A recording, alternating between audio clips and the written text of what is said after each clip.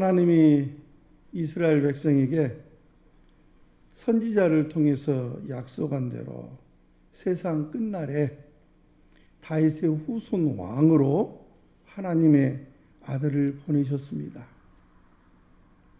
그리고 그 아들을 십자가에 죽고 살리셔서 하늘 보좌에 취임시키고 다시는 죽음이 손을 댈 수 없는 나라를 세우셨습니다. 구약 때는 하나님께서 이스라엘 왕들을 통해서 가나안의 땅, 그 안에 있는 백성만 통치했지만 이제는 이 아들을 통해서 세상 모든 만민을 부르시고 그들을 통치하고 있습니다.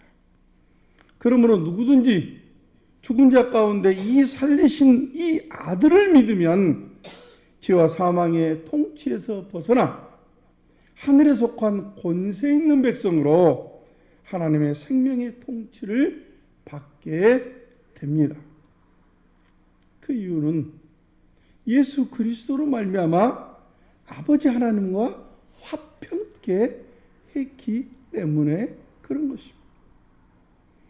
그러므로 하나님의 속한 백성으로 부름받는 우리는 하나님의 영이 우리와 함께하기 때문에 이 세상의 어떤 것도 우리를 하나님의 사랑에서 빼앗을 수 없습니다. 이것이 우리가 전번 보았던 8장의 내용입니다. 그런데 문제는 이스라엘 백성들이 하나님께로 돌아오지 않는다는 슬픈 사실입니다. 9장 1절로 3절 말씀 우리 함께 보겠습니다. 자, 시작. 내가 그리스도 안에서 참말을 하고 거짓말을 아니하노나 나에게 큰 근심이 있는 것과 마음에 그치지 않는 고통이 있는 것을 내 양심이 성령 안에서 나와 더불어 증언하노니 나의 형제 곧 골육의 친척을 위하여 내 자신이 저주를 받아 그리스도에게서 끊어질지라도 원하는 바로라. 본문은 바울의 큰 근심과 고통을 말하고 있습니다. 바울이 근심하는 것은 예수님의 통치가 왔는데 이스라엘 백성은 땅에 있는 것으로 만족하고 있기 때문에 그렇습니다. 하나님께서 새로 나타난 의인 예수님의 통치가 시작되었는데도 불구하고 이 사실을 이스라엘 백성이 모른다는 것 때문에 안타깝고 애틋한 마음 때문에 지금 누가? 바울이 근심하고 있는 것입니다. 이처럼 그들이 이 사실을 알기를 원하는 간절함이 오히려 바울 자신이 저주를 받을지라도 곧 그리스도에게서 끊어질지라도 그들의 구원을 위하여 근심하고 있다라고 오늘 본문에 말씀하고 있습니다. 생각해 보면 바울에게 있는 그리스도 영이나 지금 2000년이 훌쩍 지나가고 있는 우리에게 있는 영은 같은 영입니다. 우리도 바울이 소유했던 그리스도의 영, 지금 우리 안에 함께 하고 있습니다. 우리도 똑같은 주님을 섬기고 있습니다. 똑같은 주의 영으로 살아가고 있기에 정상적인 그리스도인이라면 우리들도 바울과 같이 먼저 선택받았던 그들의 예수님을 모르는 것에 대한 이런 안타깝고 애절한 근심된 마음도 우리가 가지고 있어야 되지 않겠는가 생각을 해봅니다. 4절 5절 말씀 우리 함께 보겠습니다. 시작. 그들은 이스라엘 사람이라. 그들에게는 양자됨과 영광과 언약들과 율법을 세우신 것과 예배와 약속들이 있고 조상들도 그들의 것이요 육신으로 하면 그리스도가 그들에게서 나섰으니 그는 만물 위에 계셔서 세세 찬양을 받으실 하나님이시니라. 아멘. 특별히 바울이 탄식하는 내용을 기록하고 있습니다. 선지자에게 약속했던 그 복음이 왔기 때문에 그렇습니다. 이스라엘 사람들은 하나님의 언약을 받은 당사자들입니다. 우리는 이스라엘에 밖에 있었고 어떻게 보면 하나님의 언약의 당사자가 아닙니다. 하나님의 택하심을 받은 하나님의 장자입니다. 그들은 하나님께서 그들로 양자, 즉 아들을 삼으시고 아버지의 집에 거하는 영광을 그들에게 먼저 주셨습니다. 누가 이스라엘처럼 하나님의 영광을 보고 하나님의 영광의 장막에서 함께 거하겠습니까? 그들에게 하나님의 많은 약속과 예배의 규례를 주셨습니다. 그렇게 함으로 하나님의 장막에서 봉사했으며 또한 하나님께서 그들을 인도하셨던 것 우리가 잘 알고 있습니다. 이러한 특권은 전부 우리에게 준 것이 아니고 이스라엘 백성에게 주어졌습니다. 또한 그 약속에 정치하기 위하여 하나님께서 아들을 보내셨습니다. 그런데도 그들은 예수님을 거부하였습니다. 그러니 얼마나 안타까운 일입니까? 이처럼 이스라엘 백성이 범죄했다고 하나님의 약속이 폐해질 수 있겠습니까? 6절 말씀 우리 함께 보겠습니다. 그러나 하나님의 말씀이 폐하여진 것 같지 않도다. 이스라엘에게서 난 그들이 다 이스라엘이 아니요. 바울은 이스라엘 백성을 향하여 탄식하면서도 하나님의 말씀이 폐하여진 것 같지 않도다. 이렇게 말하며 하나님을 향한 그들의 소망을 드러내고 있습니다. 이 소망은 그들이 반드시 하나님 앞에 무릎을 꿇게 될 것이라는 이 소망입니다. 하나님께서 우리를 부르신 것처럼 다시 이스라엘을 부를 것이고 하나님께서 모든 사람을 죄 아래 가두었던 것처럼 다시금 이제는 모든 사람에게 긍휼을 베푸셔서 하나님의 영광을 찬양케 할 것입니다. 이렇게 11장에 바울은 찬양하면서 끝내고 있습니다. 그러므로 이스라엘을 향한 하나님의 사랑은 무한하다는 것을 바울은 알고 있고 또한 그 일이 반드시 이루어질 것이라고 소망하고 있습니다. 6절 하반절부터 우리 8절 말씀 함께 보겠습니다. 이스라엘에게서 난 그들이 다 이스라엘이 아니요 또한 아브라함의 씨가 다 그의 자녀가 아니라 오직 이삭으로부터 난 자라야 내 씨라 불리우리라 하셨으니 곧 육신의 자녀가 하나님의 자녀가 아니요 오직 약속의 자녀가 씨로 여기심을 받느니라. 할렐루야. 아멘. 여러분 본문을 읽고 어떤 생각이 드십니까? 하나님의 택한 백성은 구원받고 택하지 않는 백성은 지옥 갈 거라는 생각이 드십니까? 그러나 성경은 개인의 운명을 하나님이 마음대로 좌지우지하니까 우리가 어떻게 할 수 없다라고 운명론을 말하고 있는 것이 아닙니다. 강조점 때문에 말씀하고 있다는 것입니다.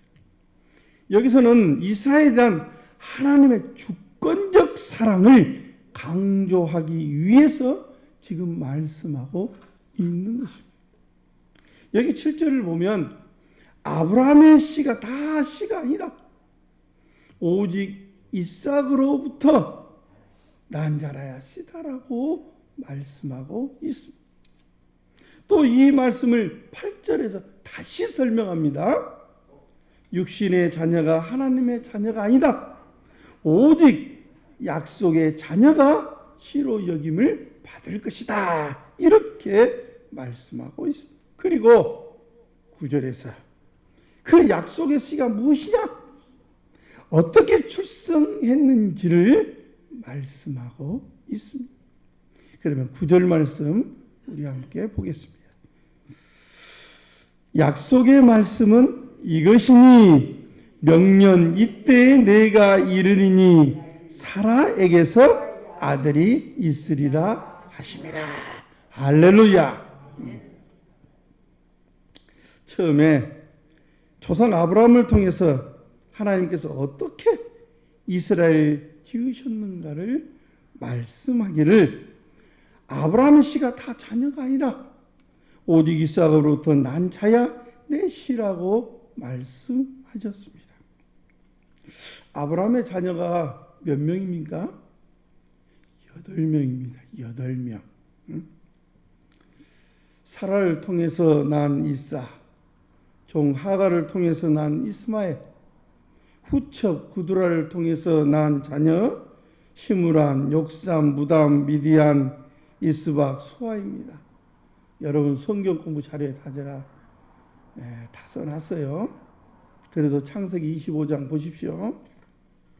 그러니까 오직 아브라함의 씨는, 근데 오늘 말씀을 보니까 아브라함이 낳은 모든 자녀가 아니랍니다. 참 우리의 생각은 좀 다르죠. 우리는 아예 아브라함이 낳았으니까 다 그들 아브라함의 후손이고 자녀고 그렇죠. 근데 아니라고. 사라는 우리가 아는 대로 늙어 경수가 끊겼습니다. 어떻게 보면 이 자녀를 낳을 수 있는 확률이 없다는 것입니다.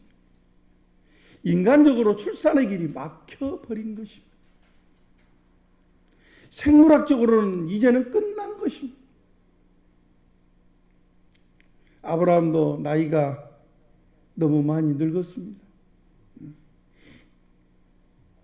그러게 이삭을 출산할 희망이 0%입니다. 아예 없다는 것입니다.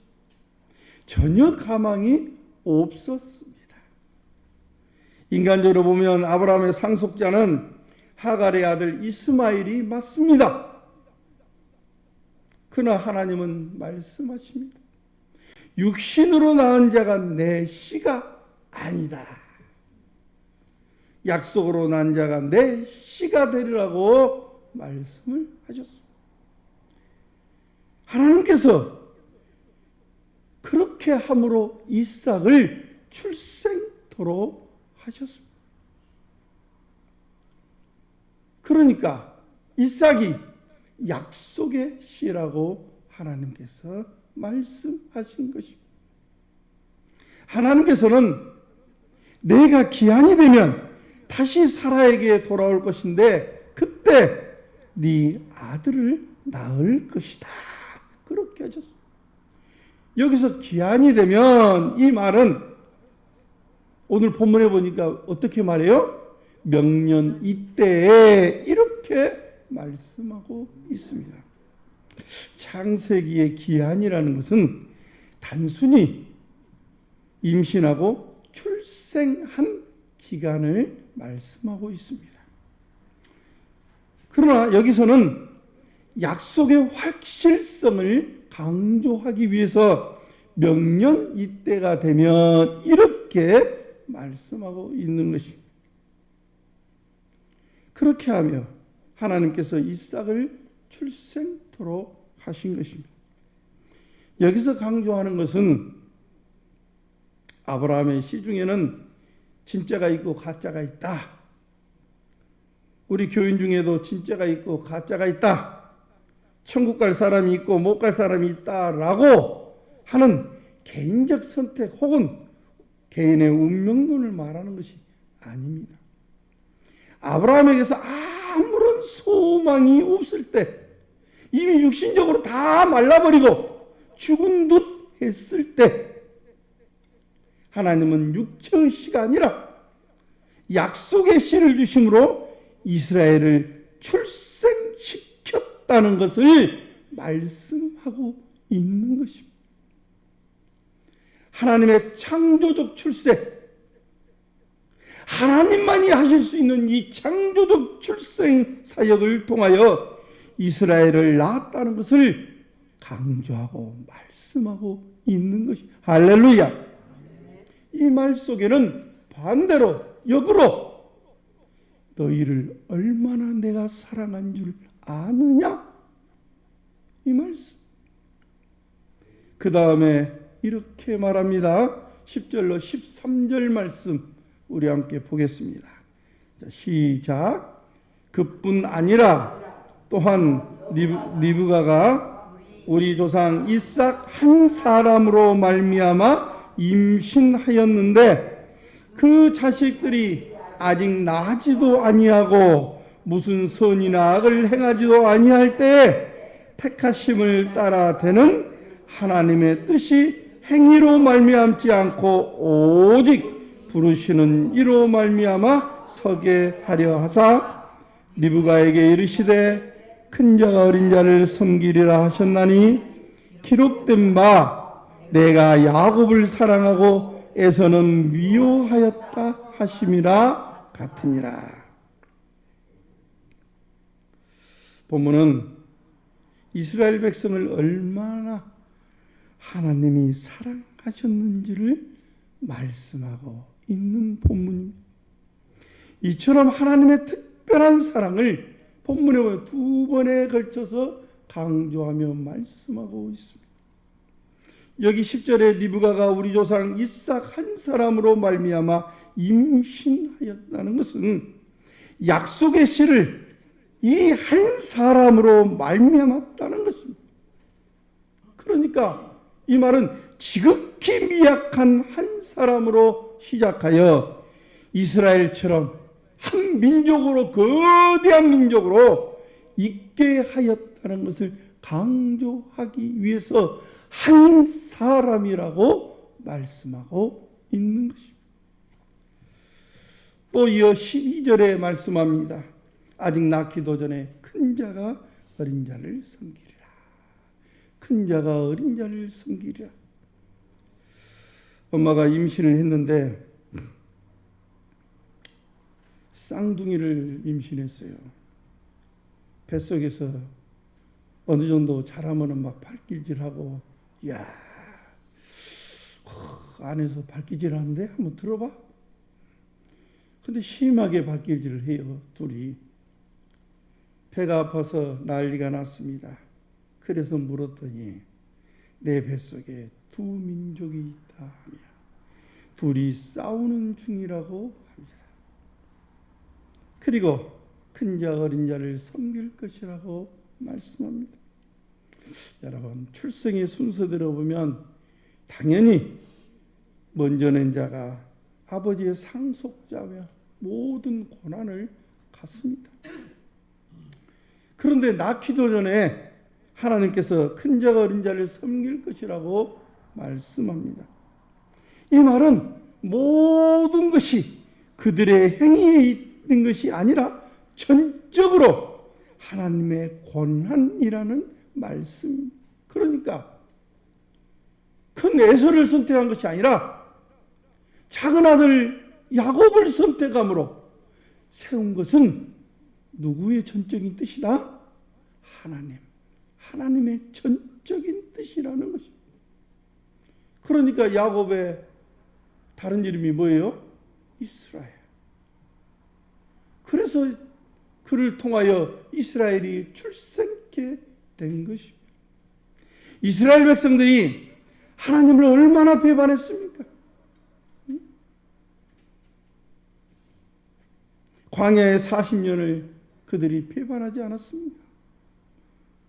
그래서 하나님의 백성을 만들어가는 기간을 40년이다 이렇게 말하는 사람도 있더라고요.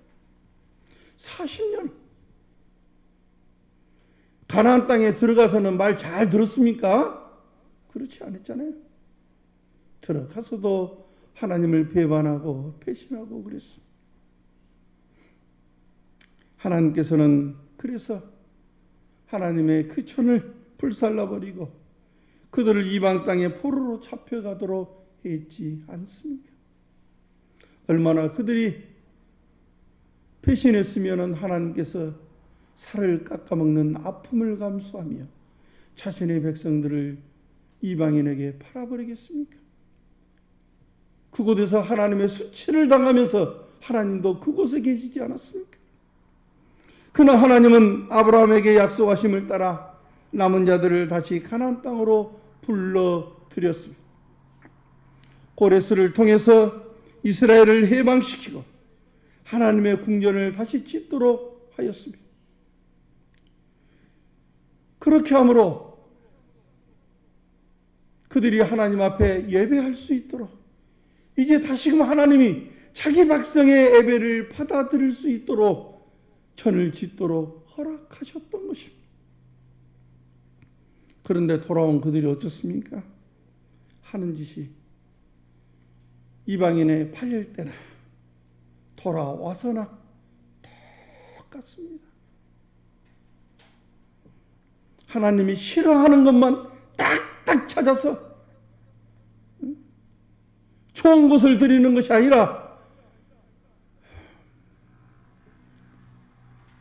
아예 정성도 없이 하나님 앞에 드렸으니 하나님의 마음이 어떻겠습니까? 그래서 하나님이 얼마나 답답했으면 제사장의 얼굴에 짐승의 똥을 바르겠다고, 얼마나 그들이 부정했으면 하나님께서 제사장의 얼굴에 똥을 바르겠다고 말라기를 통해서 말씀하지 않았겠습니까? 말라기서는 바벨론에서 돌아온 이스라엘이 하나님 앞에 범죄한 죄악상을 고발하고 다시 돌아오라고. 한번 너희들이 다시 한번 나를 섬겨봐라. 너희들이 11조를 하면 내 봐라. 내가 너희들에게 복을 붓나 안 붓나 한번 나를 테스트해보라고 하는 것이 말라기서. 그들이 그렇게 범죄했어요. 그러면서 말라기 1장 2절로 3절에 내가 야곱은 사랑하고 에서는 미워하였다고 말하며 하나님의 애정을 다시 드러냅니다. 기가 막히죠. 하나님 앞에 그렇게 부정하고 또 부정하고 그런데도 불구하고 하나님은 버리지 아니하고 야곱은 사랑하고 에서는 미워했다라고 하나님이 다시금 그들에게 상기시키고 있습니다. 내가 너희를 얼마나 사랑한 줄 아느냐? 내가 에서는 버리고 니들을 선택한 것이 아니냐라고 하나님은 그들에게 그 속마음을 내비추고 있는 것입니다. 왜 에서가 야곱을 미워했습니까? 왜 에서가 야곱을 죽이려 했습니까? 야곱이 장자인 에서의 장자권을 뺏어버리지 않았습니까? 아버지의 유혹과 사랑을 독차지했지 않습니까? 그러나 하나님은 에서를 버리고 야곱은 사랑하셨습니다. 야곱을 사랑했다는 것은 이스라엘을 사랑했다라는 것입니다. 왜냐하면 큰 자가 작은 자를 섬기리라는 하나님이 주신 이 약속 때문에 그렇게 하신 것입니다. 그러나 그들이 포로에서 돌아왔는데도 여전히 포로 전이나 후이나 똑같이 하나님을 무시하고 있습니다. 그러나 그들에 대한 희망이 여기 12절, 13절 말씀 조금 전에 우리 읽었죠. 다시 한번 보십시다. 자, 시작. 리브가에서 이르시되 큰 자가 어린 자를 섬기라 하셨나니 기록된 바 내가 야곱은 사랑하고 에서는 미워하였다 하심과 같으니라. 바로 이 말씀. 그러므로 왜 본문에서 그러면 이스라엘의 조상에 대한 역사를 다시 말씀하고 있을까?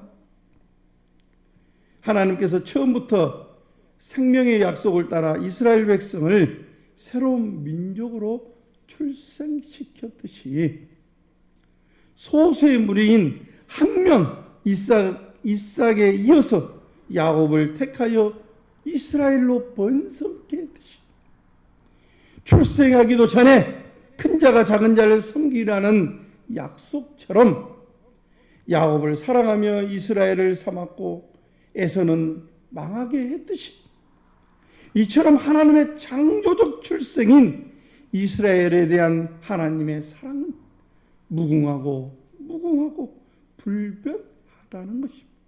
할렐루야. 하나님의 말씀이 폐해진 것 같지 않다라는 이 말씀처럼 이처럼 이전에도 행하신 하나님이 앞으로도 행하실 것입니다. 할렐루야.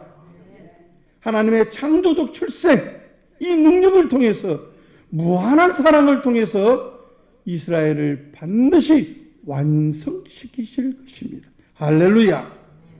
그러므로 지금 이 로마서를 받고 있는 사람들이 누구입니까? 로마에 있는 그리스도인입니다. 로마에 있는 그 교회도 이스라엘의 구원을 통해서 하나님의 영광이 온 우주에 충만하게 될 수 있도록 복음 증거하는 일에 우리 함께 수고를 다하자라고 편지를 지금 하고 있는 것입니다.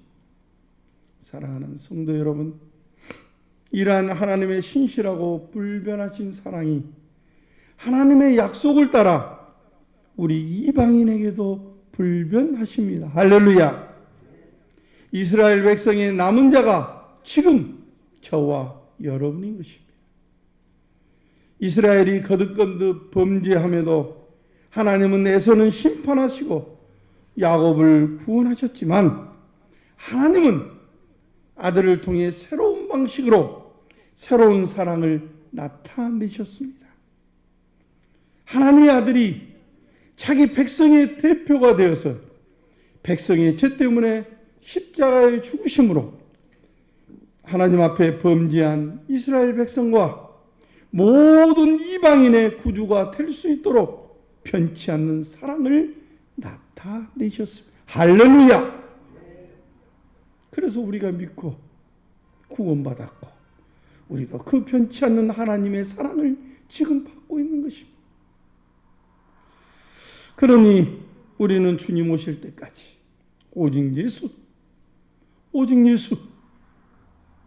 오직 예수의 믿음을 굳게 지켜야 합니다. 세상을 보면은 얼마나 화려합니까? 세상의 먹고 마심과 또 힘의 권세, 그걸 쟁취하기 위해서 얼마나 거짓말하고 부정합니까? 내가 남보다 높이 올라가고 싶어서 남을 무시하고 깔아뭉개고 그래야 마치 내가 올라가는 것처럼. 그리고 세상은 얼마나 화려합니까? 삐까번쩍하고 그냥 번쩍번쩍하고. 그리고 얼마나 세상이 즐겁습니까? 그러니까 우리가 다 속아버리죠. 이야, 이것이 전부인 것 같아요. 최고예요, 그냥.